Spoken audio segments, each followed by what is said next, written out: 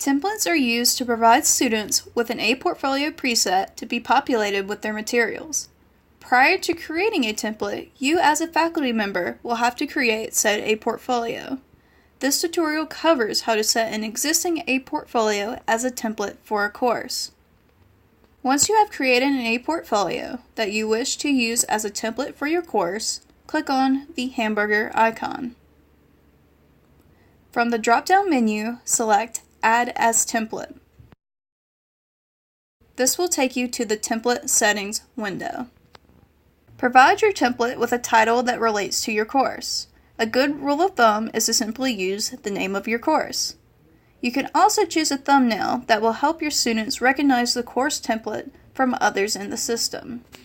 Leave the description and license at their default setting.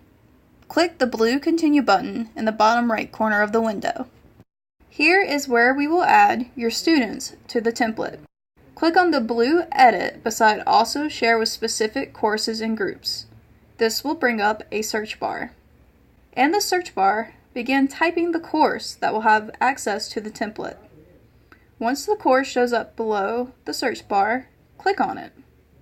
Leave the template as private to me and click Continue.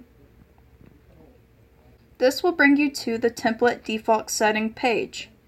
You should leave your template to the default settings. Finally, click Save Settings. After saving, you will be brought to the library where you can now see your template. For students to find your template, they will go to eportfolio.appstate.edu and log in. From here, they will click the green Create button.